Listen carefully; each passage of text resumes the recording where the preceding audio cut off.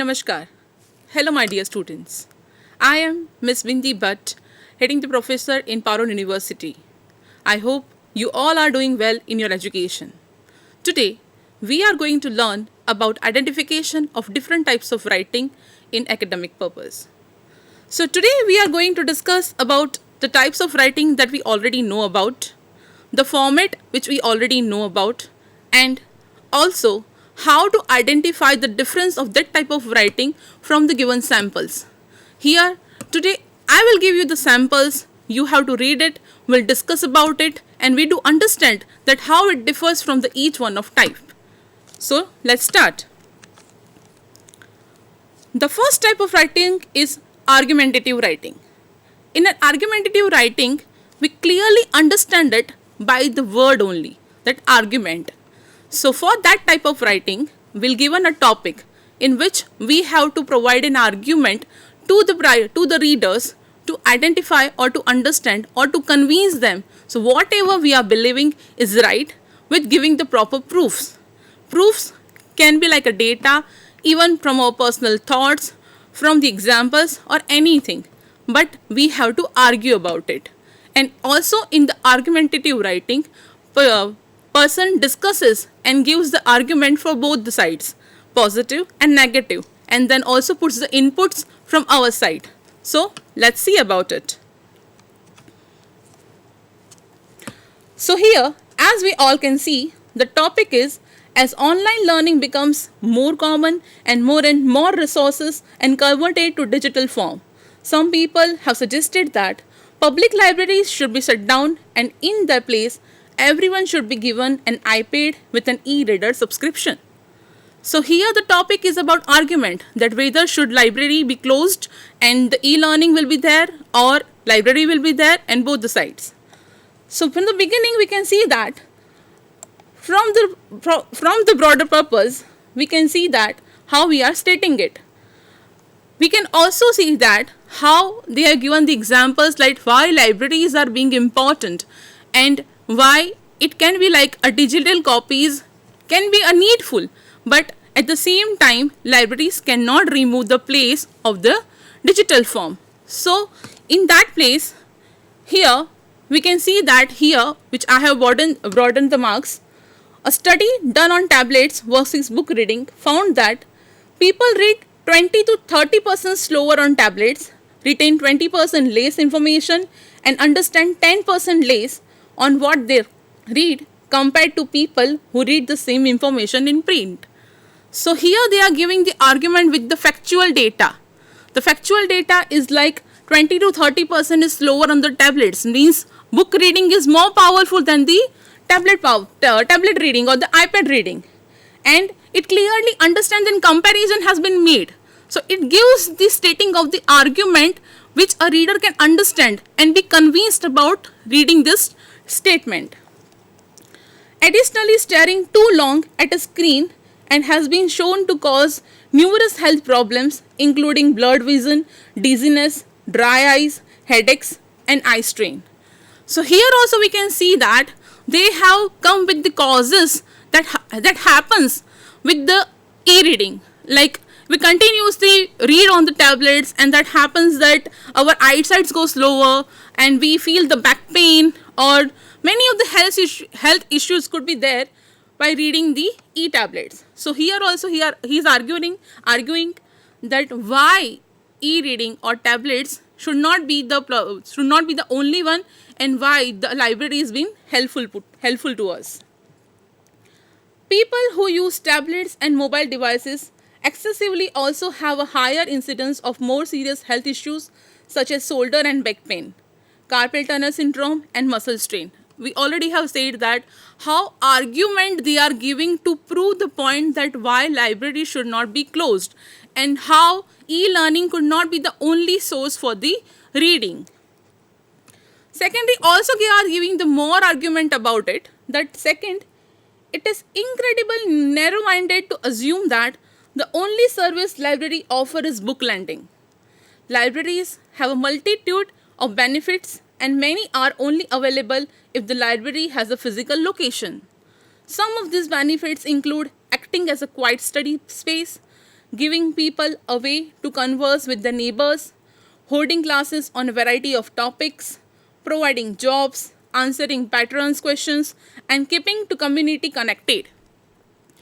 So now what a writer is stating is, first he has given the causes that why e-learning is not beneficial, and secondary a person is writing about why library is being beneficial, like getting connected with the community. So we go for the library to read, then we go meet we meet people around there, then we have a discussion on some things, so that can be helpful for the growth as well. So that is why learning reading in the library being helpful to us. And also he is stating that how our community is connected through the communication is connected, and when we are communicating to the people, when we are meeting at certain of the places, it can be helpful. So that is the reading library is one of the place that we can meet and get connected with the people. Now here with the conclusion we can see that how a writer ends up with the conclusion that what are the arguments which he or she has stated and how he or she is proving it, and also stating the last conclusion that whatever the clauses and things that we have discussed earlier in the earlier paragraphs, and gives the conclusion that that is the reason the libraries could not be closed and e-learning could not be the only option which we have.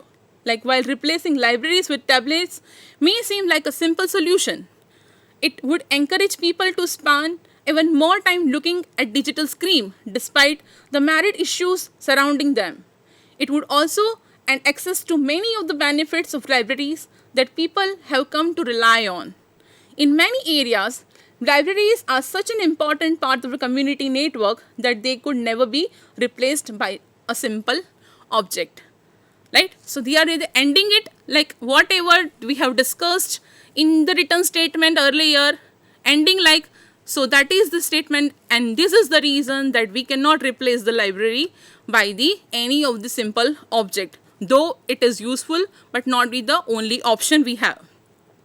Now we will see the another example for the argumentative writing is, should fast food come with a warning like drugs? So here is a question. Here is a topic to debate on. Okay. Here also we can go for the vice versa, like yes or no. That is the reason it also can be included in the argumentative writing. Now let's read about it, how a writer has stated it. You can get fast food on almost any street nowadays. Fast food and junk food are everywhere you look, and the world is only creating more fast food shops around the globe. Fast food is more accessible than other food sources. It is also one of the most popular way to get dinner. Business workers are ordering in either for lunch or dinner, and this is usually from fast food places with drive-thrus. Now here in the beginning we can see that the person is stating that why fast food is important, and it is like being a common thing that we all absorb or we all eat, and why it is a needful, because we all are workers and we don't have time to even to cook at home, and that is the reason fast food is the only thing which is easily acceptable and easily available for us. So why it is important to give a warning on the fast food like a drugs, like a medicine. If we look for the medicine or tablets, we can easily identify that how the ingredients are working, how they are like meant to be, and what are the percentage of the medicines. So this is the same thing which should apply on the fast food, because it is our daily habit to eat and it can affect our health. Okay, so argument can be done in that way. So here a person is stating the argument like, will you believe that fast food you come with a warning just like any other product you purchased? You want to know exactly what's going to happen to your body, and you have the right to know that information. It should not be hidden from you, and it should not be kept away as some company secret. So taking the secret of the fast food should not be there. Okay, as they are using the ingredients which a person is going to absorb, which a person is going to eat, why it is going to be a secret one? A person has the right to know about it. A writer is stating that, and that is the reason it can be labeled on it. Even person has the right to understand how that food will affect their body, from then on they can make their choices if they want to eat it or not. If you have looked at documentaries such as the McDonald's documentary and the other fast food documentaries, you probably noticed that fast food has a long-term effect on a human's health. So here the person is stating the next thing, that how it is affecting a human's health. And the documentary can be made like a McDonald's has made a documentary, that how they are making the food, how they have started, how they are beginning of it, how they are making their burgers, and now where they are landing, how many foods items they have planned, and what are they using in it. And it happens to be like a claiming is a long term effect. This is not a short term that a person is eating and getting affected directly from it, but it is a long term health issues can be there. So that is an argument a person is stating over here, and that is what is included in the argumentative writing. Fast food isn't bad as long as you eat it every once in a while, but many people choose to eat fast food every single day.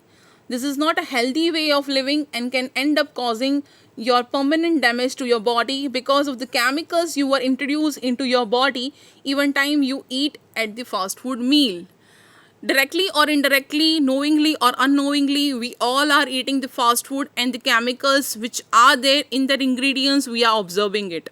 And that is the reason that how it can be affected and how it should be there to mention the items or the ingredients they are using to be labeled on, like the drugs they are labeling.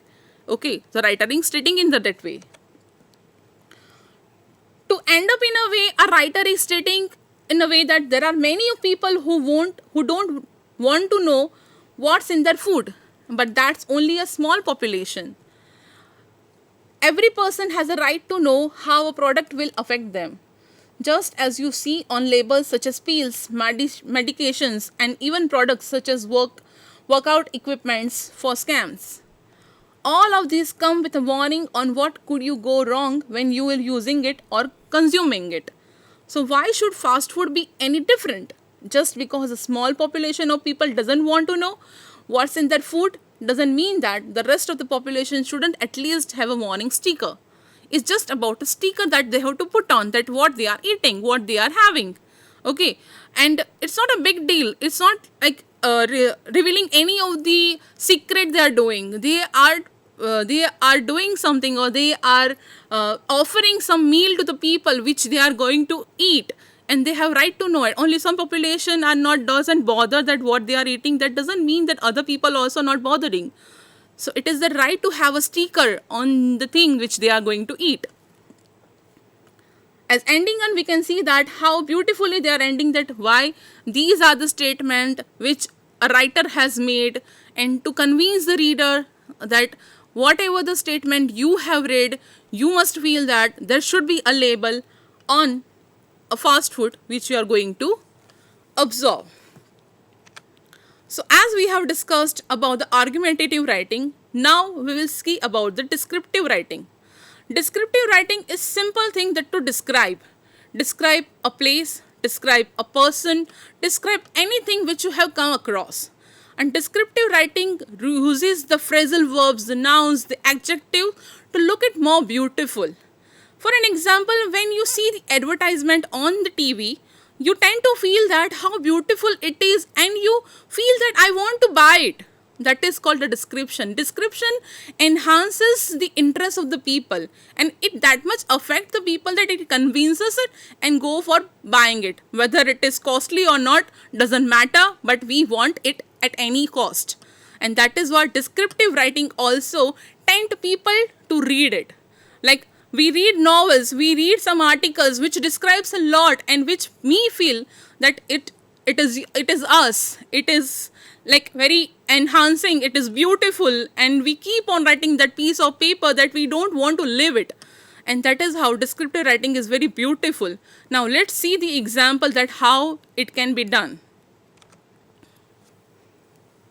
Here is a simple one. Here comes the librarian. So here the writer is describing about the librarian for her, like for which he or she has come across. The description requires a proper personality if it is describing a person. Now we can see that over the years that I knew her, I gained an uncommon respect for the librarian at our high school. In word, she could be described as eccentric but only because she refuses to accept the stereotypical notion of what the term librarian had come to mean.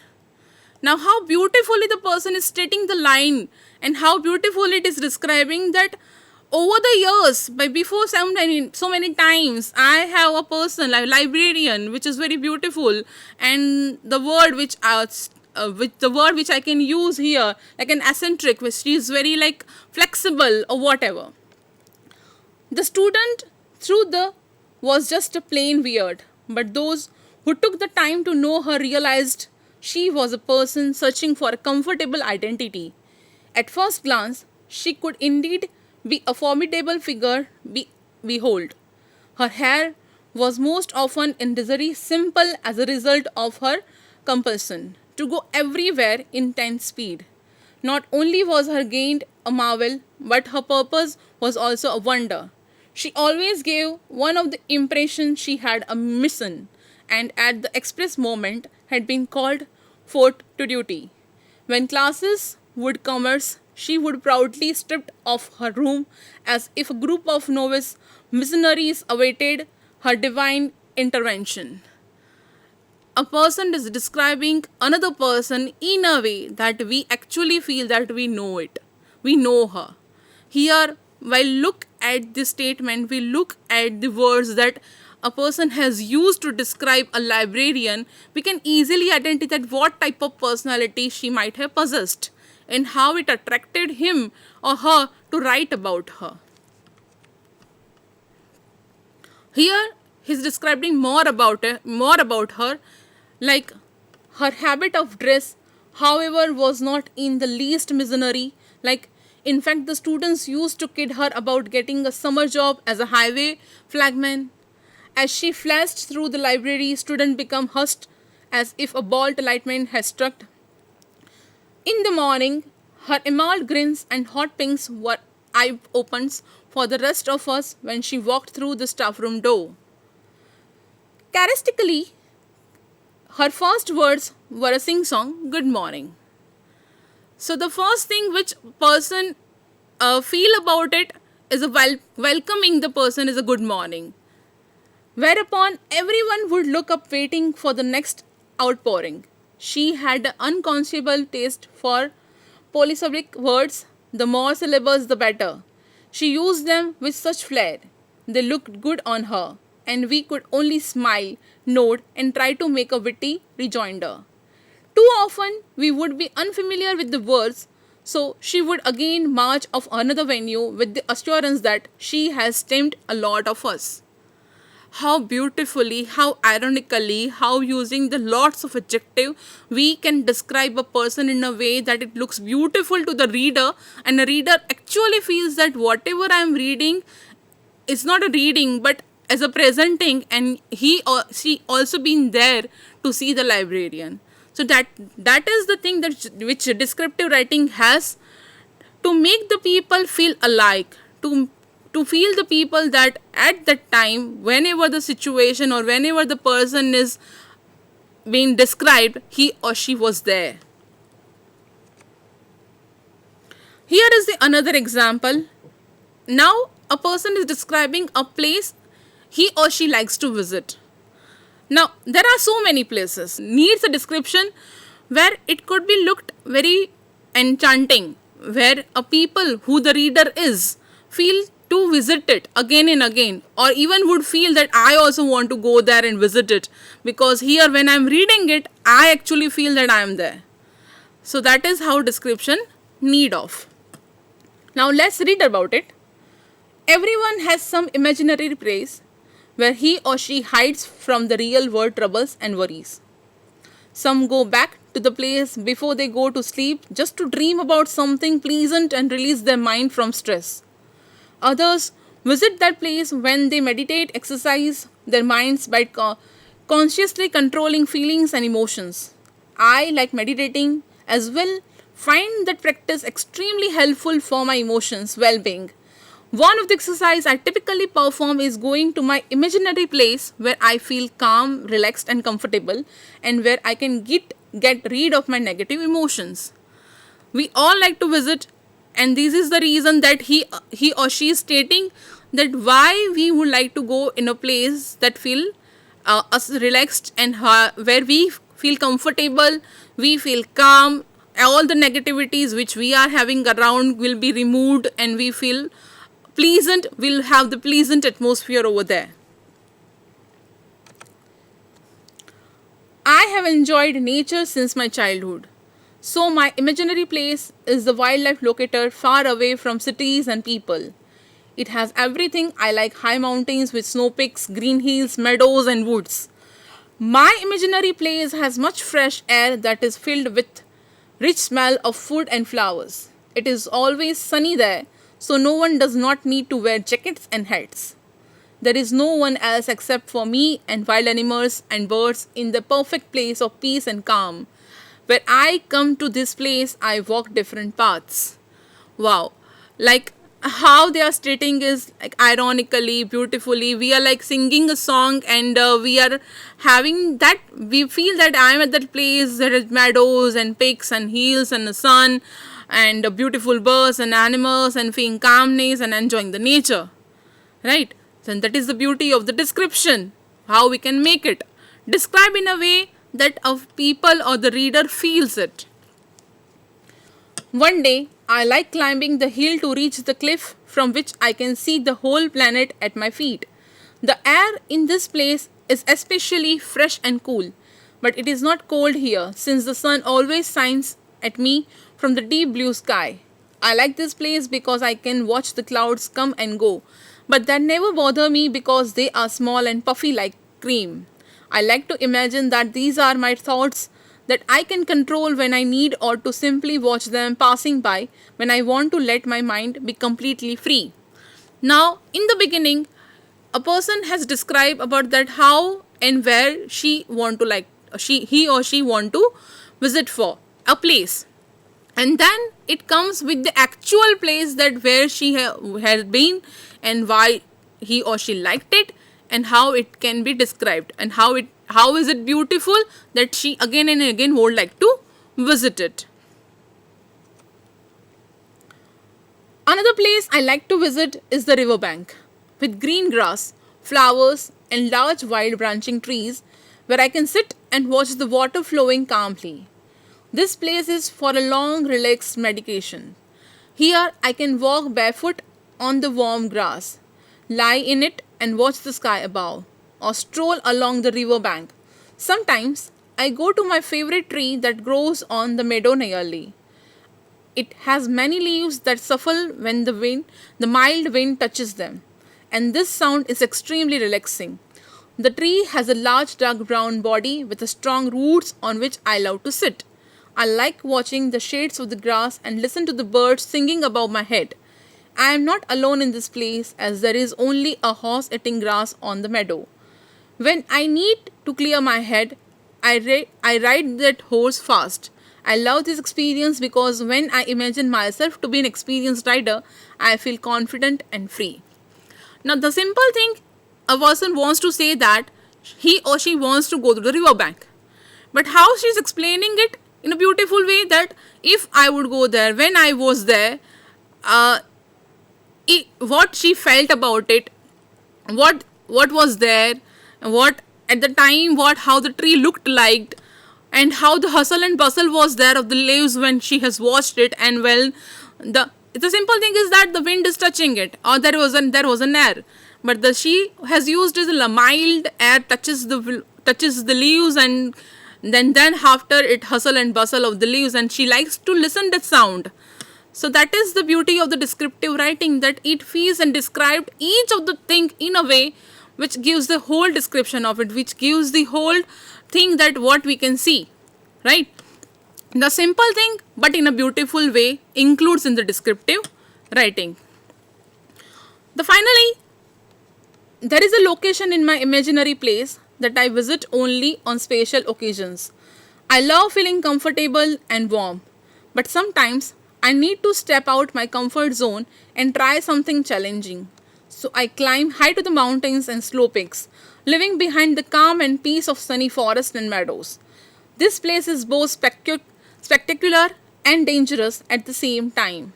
It has slip cliffs and sheer props, so I should be focused and attentive. When I reach the snow peak, there is nothing except the blue sky, blinding sunlight, and snow. Being in such a place allows me to remember that challenges are an integral part of my life and that I should embrace them to develop personally and emotionally. To summarize, my imaginary place reflects a diversity of wildlife and my emotion experience. It is a place where a man can live in harmony with nature and where the setting can be in an inseparable part of self.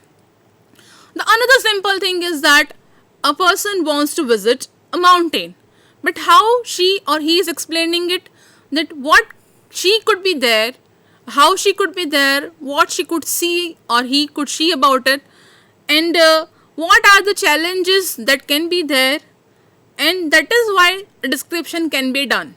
A simple thing, again in a beautiful way, in an ironical way, in a rhythmical way, so a person feels it, enjoys it. So as we have discussed about the descriptive writing, now we will see about the narrative writing. There are a slight difference between the descriptive writing and the narrative writing.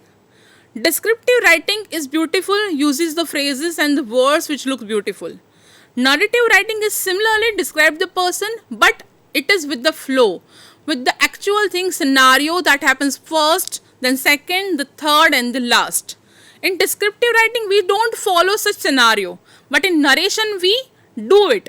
Narration in a way that from the beginning to the end what had happened, from the day one to the day, at the end of the day what had happened. Okay, from the morning to the night. So that is called a narration. So narration is basically more careful than the descriptive one. Let's see the examples of it. Here is a story about tiger hunting. So story is called as a narration because in a story we narrate the incidents, we narrate to the readers that what had happened and how it had happened. Introduction.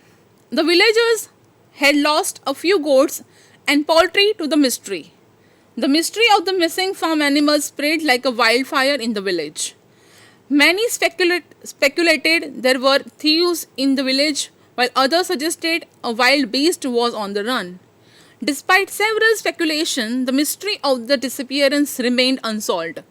The whole village was in a state of dismay when the tiger appeared and launched another attack on the village. Now here is a scenario that something has happened. Then after that what had happened? That the goats had been lost. Okay, that is a mystery. Now again what had happened? The visitor or the people who were around there having the another rumors, like some were saying that they were left, or some were said that they had been left out, or some were saying that they had been stole out, and some were saying that the beast has taken it. So there are so many rumors about it, and the mystery and when the another attack of the tiger had happened. So here is the scenario that the thing has happened, and after there is a rumors, and after that they concluded it that the tiger has made an attack. The prey was not any farm animal this time. It was a young child playing by the barn. The villager had had enough. They had to put a stop to it once and for all. They organized a group of the bravest men from the village, armed them with shotguns and knives, and planned to attack the tiger. They also took a goat to lure the tiger in our trap.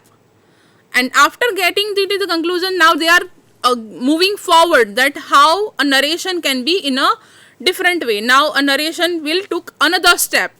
Okay, but here also they are following the proper hierarchy, that some first, then the body now they are using, that what they have planned for. Now planning into the action they are doing. The plan was to trap the tiger and later kill him. I was amongst the member of the group who left for the jungle late at night. 4 hours we did not hear anything except the mosquitoes and crickets around us. Then we found paw prints of the muddy ground, which assured us that the tiger's usual trail. Thereupon, as the sun rose, we set up a trap using a goat as bait. We were assured that this would catch the tiger immediately. Now they are planning about it. What is the planning? Now they are going to do the action with the planning. That what had happened that time when we were doing the actions, like they were waiting it and how they are waiting it. And after that, and the wait ended, that what had happened. So there is a proper hierarchy, proper scenario that what had happened.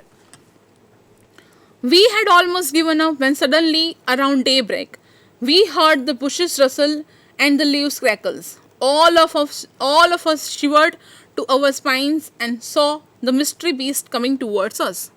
We changed our guns and pointed it towards the wild beast. We shoot our guns towards the tiger as he jumped to grab the goat. He fell into the trap. One of the members shoot the tiger dead and we rescued the goat safely back to our village. And now when they have planned, they have actioned about it and then be successful about it and how they have ended it. So that is called the narrative writing. Narrative writing describes the whole scenario. We even feel that whenever something is happening, we were there and we were watching it on the same thing, on the same way where the writer is described, where the writer is narrating. The mission was accomplished. We had killed the wild beast and had emerged successful. It was an amazing hunting trip, one that would always remain in our memory for all time to come. So here we can see that all the story which we read across is called the narrative writing, because story has proper beginning, proper body and the proper conclusion, which happens with the scenario. Even when we are narrating a story to a child, we begin it somewhere that what are the beautiful thing or where and once upon a time or long before, right? So we are narrating in a way that we feel and we enjoys it.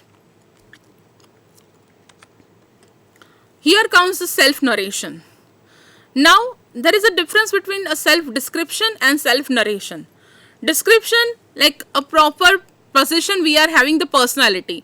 And narration, that means from the born to the till time, what had happened in our life. Okay, so when person is asking about narrate yourself is something different and describe yourself is a different. Describing means to describe your personality. What are the qualities inside you? What are the hobbies and likes and dislikes? That is called the self-description. When it comes with the self-narration, is something with the actual fact that what have you done from the born to the time you are being here. Let's see an example of it. My name is Stephanie Jones and I was born in small town Amby in August 1971. I am the eldest and my brother is 3 years younger. The two towns where I have resided most of my life are small town and middle town, Manitoba. Different events in my life and directed their paths depending on the circumstances I found myself in. Small town is a small town with a little over 3,000 residents. However, Middletown is larger with approximately 155,000 residents. I grew up in a northern francophone family where the provider, my father, was susceptible to layoffs every year. I quickly learned about the power of the employer and the union's vision. Unemployment insurance, as it was called back then, was a subject of discussion over many dinners. This way of life caused a great deal of stress for the family. I remember my mother limiting certain foods and extras such as outgoing to make ends meet. Later, as an adolescent, I was an active member of my high school students' council.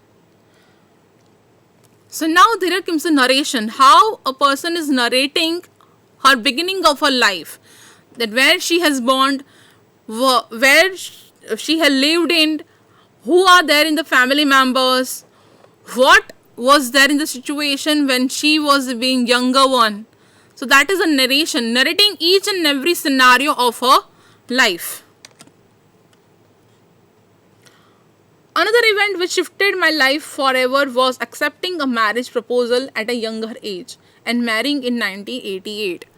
So narration requires certain things, and if there is a self narration, is giving the proper year or the proper time duration, because it's a narration, so we are describing it in a proper way. I made it clear from the beginning that my education was very important to me, and marriage would not stand in the way of my pursuing post secondary studies or even completing the high school. When I announced my engagement to my teachers, some were puzzled, others were against it, and the most significant was the reaction of my guidance counselor. He told me if I married prior to my graduation, I would receive significant financial support, since married people were more likely to receive additional financial assistance than a single person. Nothing could have been further from the truth. When I was approved for a $500 student loan, I was unable to take on my quest for post secondary education. Given that I lived in a small town with no opportunity to attend a post secondary institution locally, I had to relocate to engage in the pursuit of higher education. Needless to say, my dreams were crushed. So that is another incidence of her life, that what had happened, that after having the marriage proposal, what were the reaction of the teacher she was having, and after getting the loan, student loan, what had happened, and how the unemployment affected her financial status, and what goes on. So this is another phase of her life that she is narrating. So she is narrating each and every phase of her life in this piece of writing. First, from the beginning, her younger one, then the secondary, the teenage one. Now, let's see other one. Seeing no other alternatives, I continued to work odd jobs in our community. One of these led me to be self-employed with the local daycare. I was a private home care provider, caring for as many as 5 to 7 children at a time. Having children in my care every day since September 1989 made me yearn for my own children. This decision changed the course of my life once again. I became a mother in May 1991 and continued to work as a private home care provider until my husband, who had been employed since our marriage, found work. So there is a third phase of her life, that now she worked as a caretaker and taking care of the children. Then wow, she made her decision to be a mother, and how then her husband being employed one. So in a narration, each and every phase of her life to be narrated in a way that a person may feel that whatever had come across, he or she also been known it. Okay. When he secured employment, it gave me the financial flexibility to pursue my dream of attending higher education. In September 1992, I moved from small town with my 1-year-old daughter to attend a college in Middletown, Manitoba. One thing led to another, and in February 1993, I had health complications which requires me to be hospitalized during my exam sessions. Without the compassion of my teacher, I failed a course with no opportunity to retake the exam. Thinking nothing could be done to reverse this horrible failure, I felt I had no other choice but to quit my program. Having some money left over from my student loan, I decided to take an aesthetic course and moved back to small town to open my own home-based business, Stephanie's Nails and Training, in March 1993. Since most of my work was from home, I also began working with daycare again. So that is the fourth stage of life, that after being a mother of a 1-year child, she again rethought to do her higher education, and also then she failed at what had happened and how she failed, and then what she did. So that is the narration of her own life. The same thing here describing with the year that in March 1995. So here you can see that she is describing each of her phase with giving a proper year duration, right? So that is how we even feel that we know her. Narration requires, a narration feels that we know the person, we know the story. We are the audience over there when the thing is happening. So narration has their own beauty. It does not require, it does not give the phrases and the verbs and adjectives and all that to look the beautiful about it. Though in the story it requires, but also in the hierarchy, following the hierarchy of it. But in narration, the self narration doesn't require the proper adjectives or the noun phrases and beauty of it. It requires a proper data in a way, in a particular way, from the one to the end. So here we have discussed about the narrative writing. Here also the same thing has happened. Provincially, my involvement extends to the educational support staff sector and currently to the parliamentary and constitutional council, which requires me to act as a part of steering committee team from my AMPA and provincial council. As the last we can read is, as I progressed in my learning process of workers' rights, the members were also educated through the strong leadership of our executive.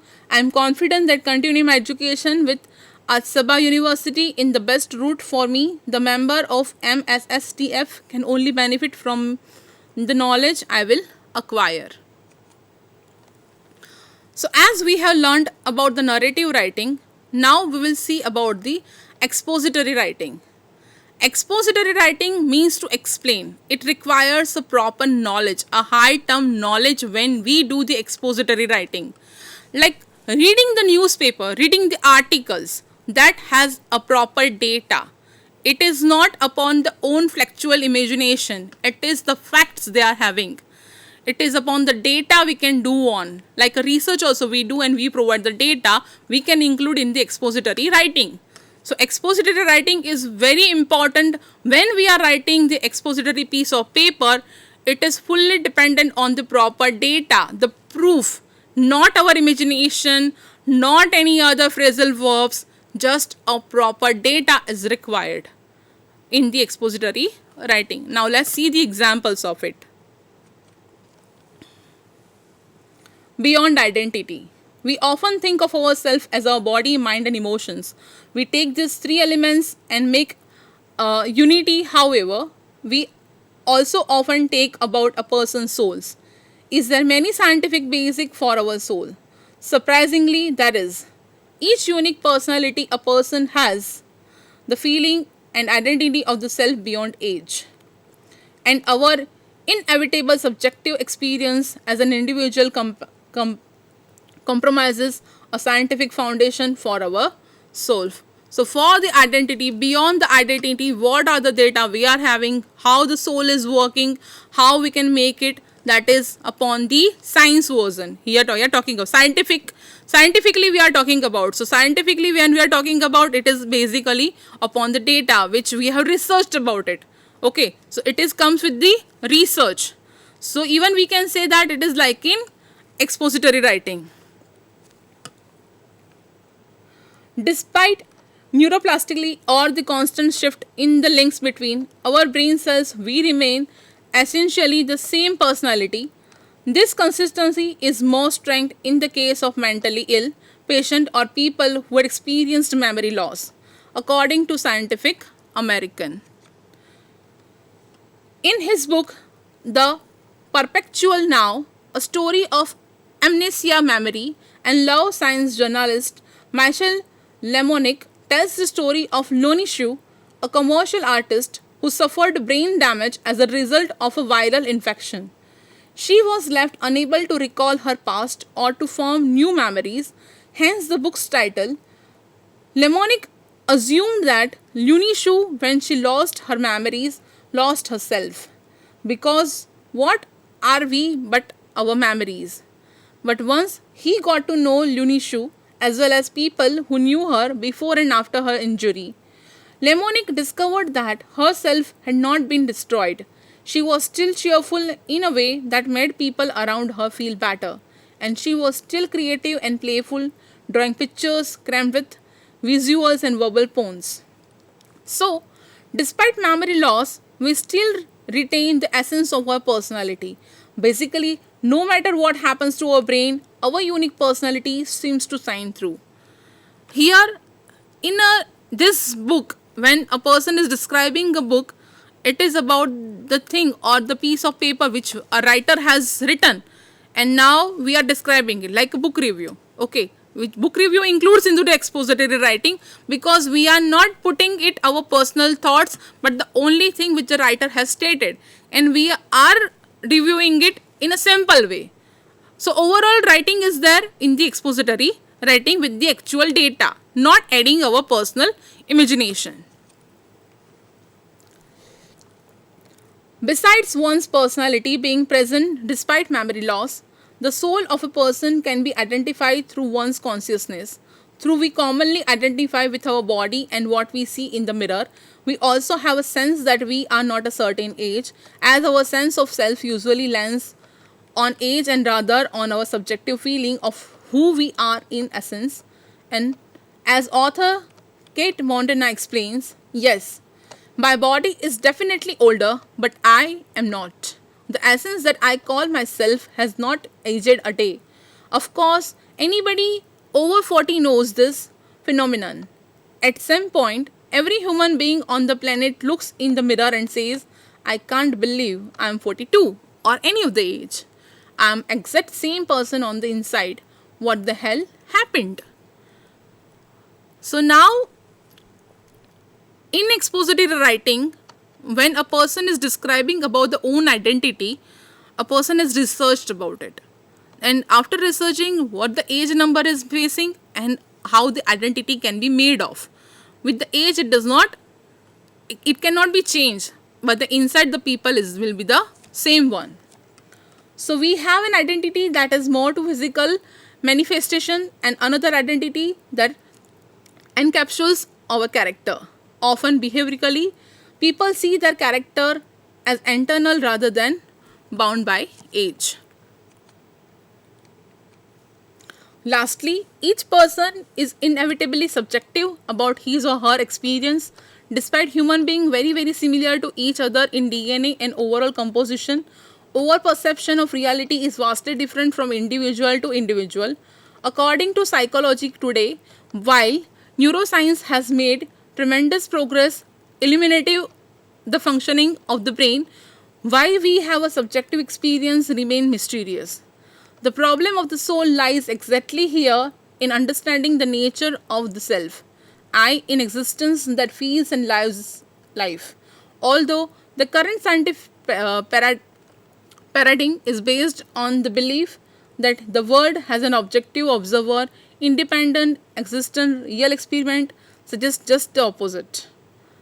So again, here the piece of paper is like abstract. When a person has read the book, now about researching about it and giving the factual data of the same one, right?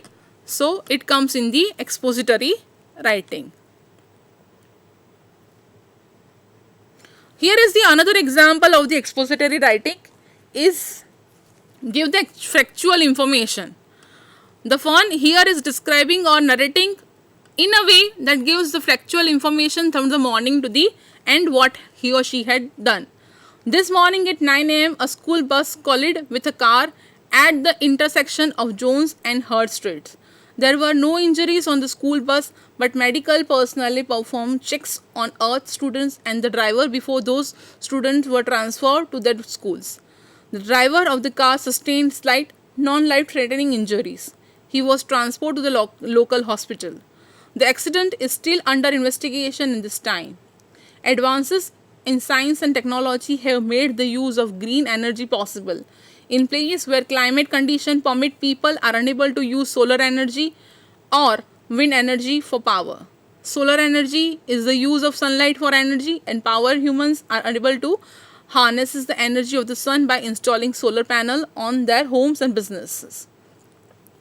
Humans have also found ways to harness the power of the wind by using wind turbines and capture wind energy.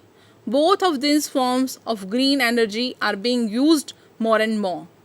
The school science fair was a success again this year. We had 15 teams participating and they all had amazing projects. Each team consists of 2 students who designed a science experiment to test a hypothesis, created a display of their experiment and results, and presented the display of the judges. This winner this year are Sarah Jones and Mark Gordon, who hypothesized that students get into less trouble in the classroom on days when it is sunny outside.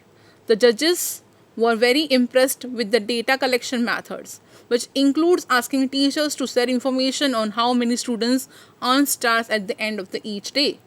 They correlated this information with their own data about the weather, sunny, cloudy, or rainy. So here in this case, we can see that how the person is explaining the whole day what had happened from the beginning to end with the factual information. Here a person has not used any of the nouns and any of the adjectives.